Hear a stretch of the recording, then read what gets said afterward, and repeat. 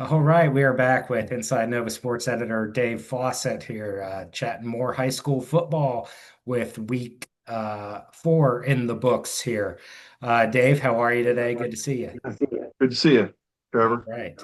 Well, we had an absolute thriller of a game over in Woodbridge on Friday night. Give us the rundown here. Yeah, sure. I mean, it lived up to its hype. I Yeah, mean, it was a game where you had two very explosive offenses. It's a game that could have gone either way. And, that's what happened. I mean, North Stafford obviously came out on top 42-35 in overtime, but it was a game that wasn't clear cut yeah, until obviously the final, till the game ended. So, North Stafford was up, I think, by two touchdowns at the end of the fourth quarter. Woodbridge rallies, sends it into overtime. Woodbridge or North Stafford scores, and then they recovered, I think, a bad snap by Woodbridge, and that's how the game ended. But obviously a lot of points, and most of it coming through the air. Both teams have very good yeah. quarterbacks. North Stafford's Chase Sullivan threw for 325 yards, I believe, and four touchdowns, and then you have Caleb Tucker from Woodbridge, who threw for 385 yards and five touchdowns. So and I believe that 385 is a school record. So, yeah, I mean, it kind of checked all the boxes for a game where two teams that you're going to see again. Obviously they're going to make the playoffs and they have a very good chance of playing each other again. But certainly a good early season type of games you want to see.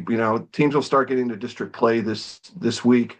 But as far as the non-district schedule goes, these are the kind of games that not only the fans want to see, but I think also the coaches want, because this is what they need to get ready then to when they go into district play. So Yeah, it was that definitely stood out to me looking over the box score, seeing each team throw for over 300 yards. Incredible. The NFL would like to be seeing that in more of its games these days. It used yeah, to, not be such a rarity to see 300-yard games, but now they're doing it in right. high school.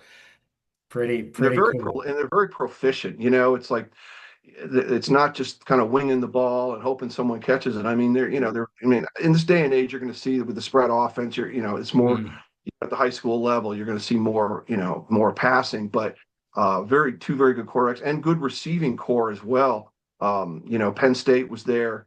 An assistant yeah. coach from Penn State was at the game to see, in particular, North Stafford has a young man named Kenneth Sullivan, Chase's brother, who's a junior, who's getting a lot of interest. So, but both sides of the ball, a lot of just dynamic playmakers, and didn't have to rest on one particular player Mhm. to make the difference. They have a lot of different options, and you saw that. So Yeah, makes for a thrilling watch. Lucky for our reporters out there covering.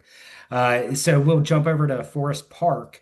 I think they had a nice bounce back win, if I'm correct here. What's the yep, scoop that's a there? good way of putting it. So they started off 1-0 with a big win over Centerville, and they lost two straight, one to a very good Riverbend team, and then the following week they lost to Lake Braddock, who's very good, and they were down. They got up on Lake Braddock late in the game. Lake Braddock came back to win, so that was part of it. I think they've had some injury struggles with their quarterback situation, so they were down essentially. I guess if you want to call them their third Third string, string, their right? first and second string were both hurt. So Kellen Lewis, who's one of their best running backs, stepped in and against Gainesville and did well. He's not the thrower that the starter is Nathan Song, who was out, but he still can. He was able to run that offense and scored. Ran for two, threw for another. Antonio Jones, who's another good running back for Forest Park, scored twice, and then Forest Park's defense, really did well. They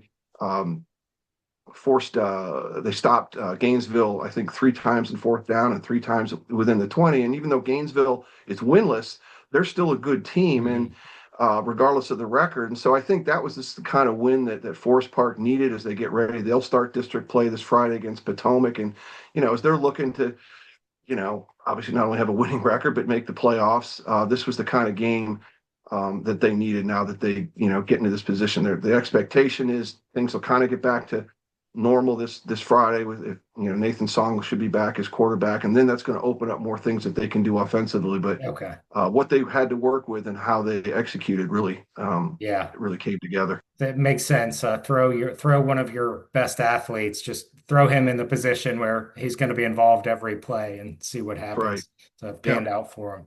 All right, we're going to Yep. jump over to the power rankings, this week's power rankings that came out. I'll run through them quickly here. Number one, no surprise, we have Battlefield as their win streak, I believe now hits 47 regular game win streak.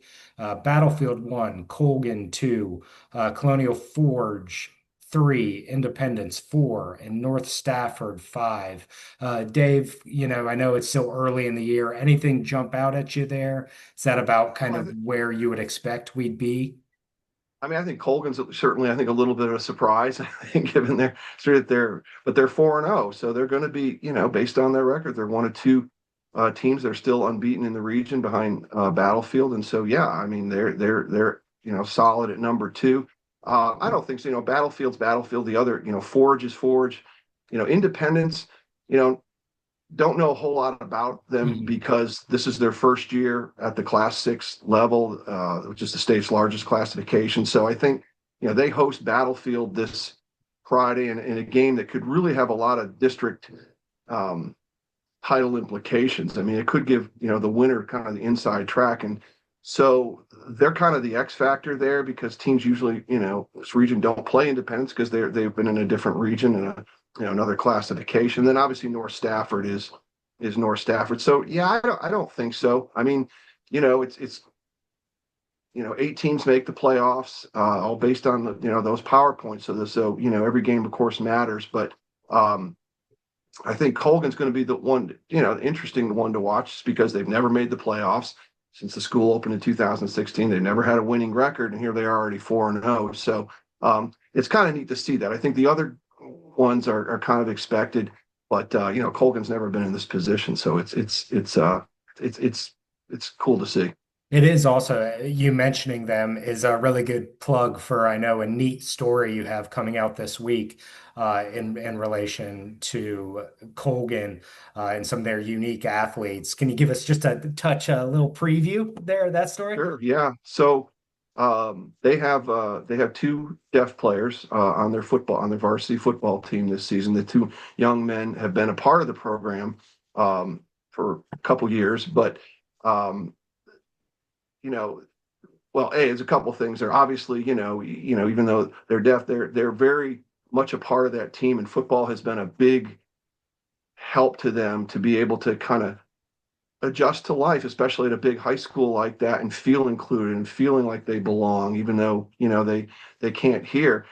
So that's a big part of it. There's a brotherhood there that really that helps them connect, and they're contributors. Now, the one young man, Aiden, he's unable to play this season. He got hurt in the last scrimmage, so he's out for the year.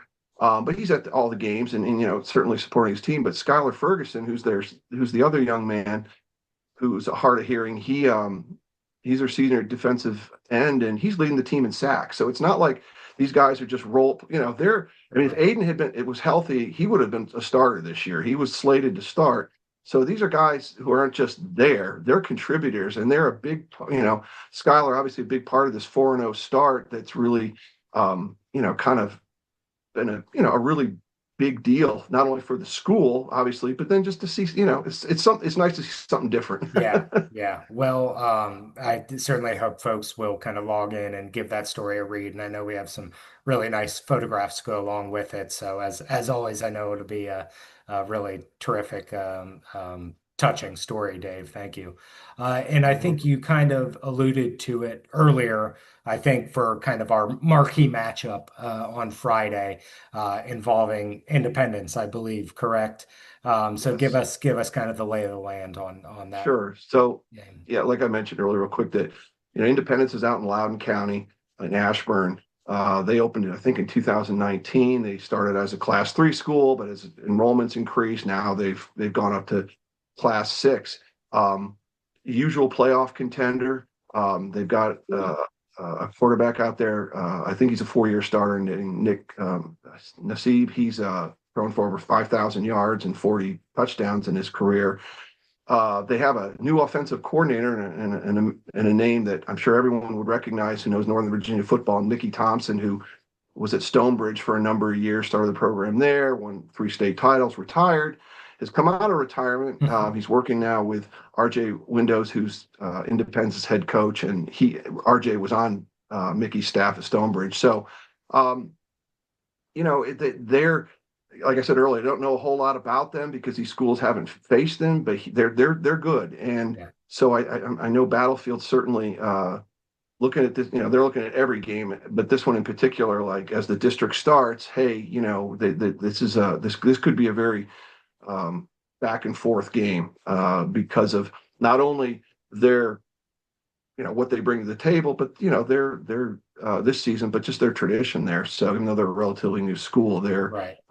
they're right there. Yeah, I had to jog my memory when I kind of was looking through the schedule when I saw that Independence was highlighted. It's like, where is that one again? And it was among the plethora of new schools being built in Loudoun County when I was working out there. Right. So They've expanded. Yeah, it's grown up there. And Independence had a bye week last week, so they've had an extra week to prepare. So, mhm. Well, we cannot. whatever happens, whether that's a factor or not, there's going to be a lot of I think really interesting to see how this game plays out. And obviously, Battlefield is Battlefield. I mean, Yeah, 47, as you mentioned, regular season wins. They're the defending district. They're the team, and but they know how to win. Obviously, even this season, they've come back with clutch victories. So it should be a good one. as you noted last week, they're going to get everyone's best shot. So they Right. can expect Independence to come out firing on Friday. All right. Well, Yes. we will wrap it up here, Dave. Thank you so much for taking the time. Folks, head to InsideNoVa.com to read Dave's sports coverage. We'll have our scores and game recaps up Friday night, Saturday morning. Of course, we have plenty of other non-sports news there to check out as well. So give us a read, give us a like, give us a follow on our social media accounts, and we will presumably catch in with you next week. Thanks, Dave. You're welcome. Thank you. See you guys.